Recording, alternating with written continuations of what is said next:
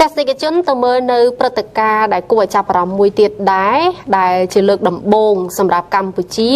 រៀបចំនៅគេហៅថាព្រឹត្តិការណ៍បង្វឹកឆ្កែលំដាប់អន្តរជាតិនឹងមានការតាំងពិព័រណ៍នៅសត្វចិញ្ចឹមព្រឹត្តិការណ៍នេះធ្វើឡើងនៅក្នុងគោលបំណងគឺ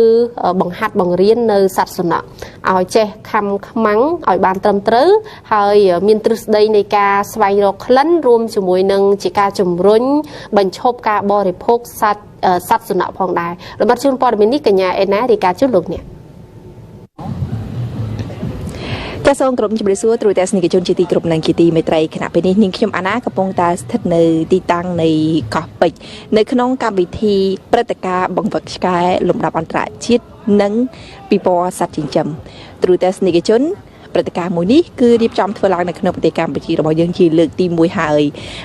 ថ្ងៃនេះគឺជាថ្ងៃទី5នៃការរៀបចំនៃកម្មវិធីមួយនេះហើយបន្តិចទៀតនេះយើងនឹងទៅជួបជាមួយនឹងចំណាប់អារម្មណ៍របស់អ្នករៀបចំកម្មវិធីរួមជាមួយនឹងគ្រូបង្វឹកខ្មែរនិងអន្តរជាតិដែលគាត់បានចូលរួមនៅក្នុងការបង្វឹកនៅសត្វសំណក់ដែលជាសត្វសំណក់មកពីស្ថាប័នរដ្ឋជាច្រើនក្នុងនោះមានដូចជាស្ថាប័នស៊ីម៉ាក់ស្ថាប័ន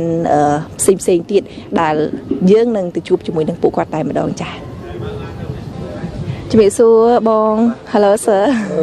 ចាដំបូងនេះចង់ឲ្យគាត់ណែនាំឈ្មោះទៅទស្សនិកជនមិនសិន Please introduce yourself. Hi, my name's Wayne Ferrari. I'm from Australia. And what do you do for? I train police dogs and military dogs to international agencies. បាទគាត់ជាបានខ្ញុំជាឈ្មោះ Wayne Ferrari គ្រូបង្វឹកសំណក់ដែលបានលក់សំណក់ជំនាញទៅក្នុងក្រៅប្រទេសក្រុងប្រទេសក្នុងប្រទេសគាត់ជាដើមជាពិសេសគាត់ឲ្យខាងប៉ូលីសនិងទាហានរបស់គាត់ចាតកតងជាមួយនឹងការបង្វឹកសត្វសំណក់នេះឃើញថាគាត់មកពីក្រៅប្រទេសអញ្ចឹងគាត់បានឆ្លងកាត់ប្រមាណប្រទេសហើយទើបគាត់បានមកដល់ទីតាំងប្រទេសកម្ពុជា I've trained in Indonesia, Malaysia. Count all the countries be easy. 11. អញ្ចឹងសម្រាប់ប្រទេសទាំងអស់11ប្រទេស Indonesia, Malaysia, Cambodia, Thailand, Canada, New Zealand, Australia, Taiwan, Hong Kong. អញ្ចឹងមិញគាត់បានរៀបរាប់ប្រទេសតែគាត់បានឆ្លងកាត់បង្វឹកសំណក់ហ្នឹងសំណក់ជំនាញហ្នឹងជាដើមជាដូចម៉ាឡេថៃសិង្ហបុរីហុងកុងតៃវ៉ាន់កាណាដាអាមេរិកអូស្ត្រាលីបាទសម្រាប់ប្រទេសបន្ទាប់ពីចេញពីប្រទេសកម្ពុជារបស់យើងតើគាត់នឹងបន្តបេសកកម្មទៅប្រទេសណាទៀតដែរ I'm heading to Thailand next. អញ្ចឹងតពីប្រទេសស្រុកខ្មែរយើងគាត់ទៅវឹកវើនៅប្រទេសថៃក្នុងរយៈពេល5ថ្ងៃដែលគាត់បានមកដល់ទឹកដីប្រទេសកម្ពុជានិងបានចូលរួមនៅក្នុងកម្មវិធីបង្វឹកទៅលើសត្វសំណក់នៅក្នុងប្រទេសកម្ពុជារបស់យើងជាមួយនឹងបទពិសោធន៍ដែលគាត់ទទួលបាននៅក្នុងប្រទេសកម្ពុជាគាត់ទទួលបានបទពិសោធន៍អ្វីខ្លះដែរហើយគាត់បានចែករំលែកនៅបទពិសោធន៍ដូចជាចំណេះដឹងអ្វីខ្លះដែរមកដល់សត្វសំណក់នៅក្នុងប្រទេសកម្ពុជារបស់យើង So we've done some bite work which is teaching the dog to apprehend a bad person. អញ្ចឹងយើងបានបរៀនខាងសំណក់និងក្រុមសំណក់នៅក្នុងរយៈ5ថ្ងៃហ្នឹងចេះវិធីបង្ក្រាបបទល្មើសឲ្យសំណក់ចេះបង្ក្រាបមានន័យថាសំណក់ចេះខំបាទវិធីសាស្ត្ររបស់គេហ្នឹង Cambodia is beautiful. People are great. Can't wait to come back. គាត់បាននិយាយថាស្រុកខ្មែរប្រទេសជាគាត់ស្រឡាញ់មែនទែនថាវាស្អាតហើយគាត់សប្បាយចិត្តរីករាយគាត់បានចង់មកលេងភាសាទៀត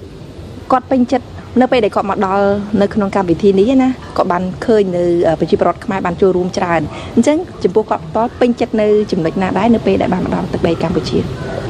Just the people being involved showing their love for dogs as pets. គាត់បានគាត់ស្រឡាញ់ចំណុចមួយថាឃើញប្រជាពលរដ្ឋយើងចេះស្រឡាញ់សត្វចិញ្ចឹមហ្នឹងសំណក់ហ្នឹងនិយាយថាគាត់បានចូលរួមជួយគ្រប់គ្រងការវឹកវើសត្វហ្នឹងឲ្យវាមានចំណេះដឹងដែរអញ្ចឹងគាត់សប្បាយចិត្តត្រឹមហ្នឹងចាគាត់មានអ្វីចង់និយាយទៅកាន់គ្រូទស្សនិកជនចុងក្រោយ The country is gorgeous. Well done on the pets coming along as pets and the training really moving along, and the professionalism of the police agencies that I've worked with is outstanding. បាទចឹងគាត់ចង់និយាយចង់ផុតថាទីមួយគាត់ស្រឡាញ់ប្រទេសកម្ពុជាហើយវាបានប្រទេសយើងបានស្អាតហើយគាត់ឃើញថាយើងរីកចម្រើនបានច្រើនរឿងសម្រាប់ចិញ្ចឹមសត្វចិញ្ចឹមរបស់យើងហ្នឹងហើយបានការបង្វឹករបស់យើង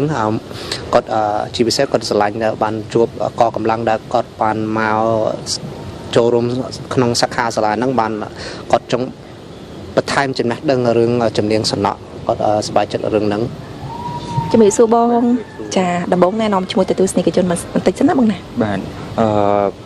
បាទក៏សូមជម្រាបសួរដល់ទស្សនិកជនដែលកំពុងតាមទស្សនាទាំងអស់គ្នាខ្ញុំបាទឈ្មោះហេងណានិតជាអ្នកតំណាងឲ្យក្រុមហ៊ុន SBC Kenya Academy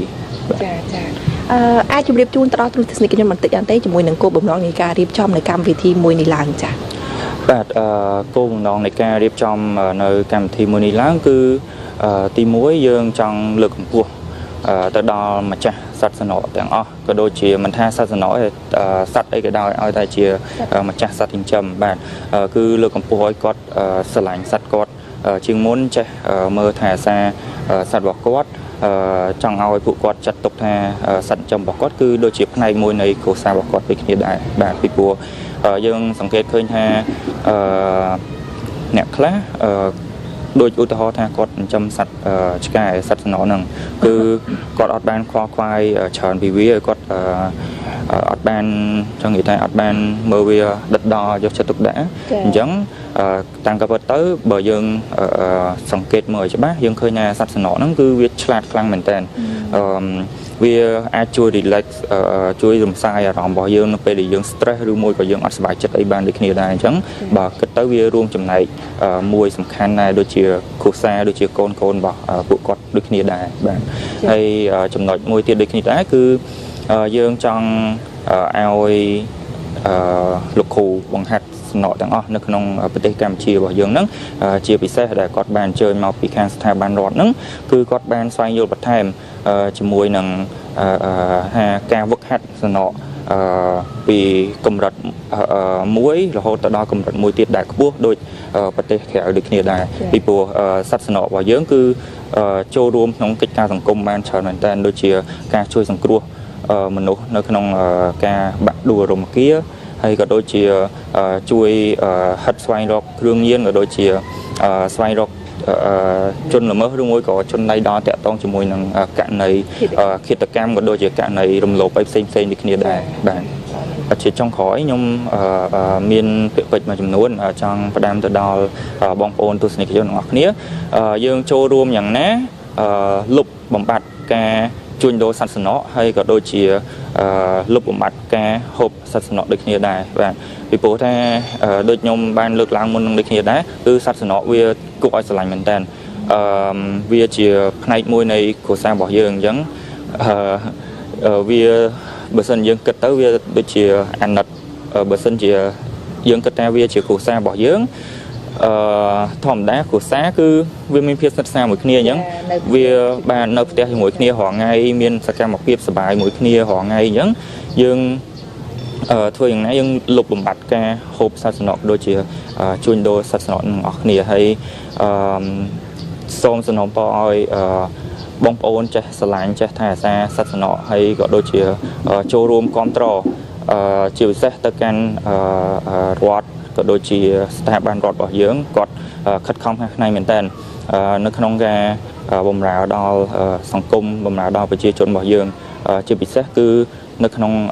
ផ្នែកសត្វសណក់ហ្នឹងតែម្ដងបាទពីព្រោះកម្ពុជាយើងមិនចាញ់ប្រទេស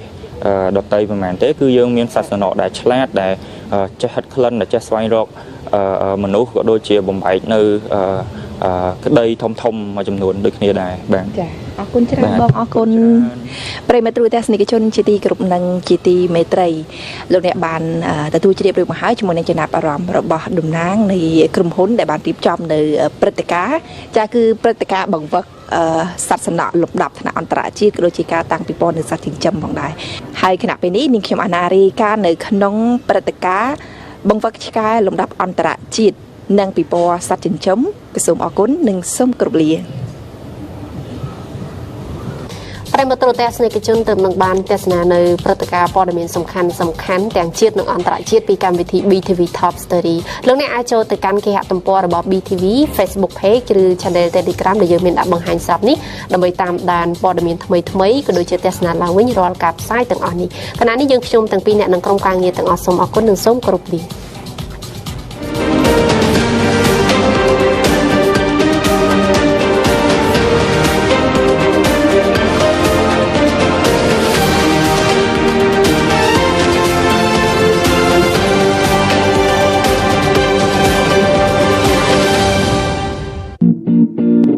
ចាតែបាក់ទ្វាមចាតែអើយ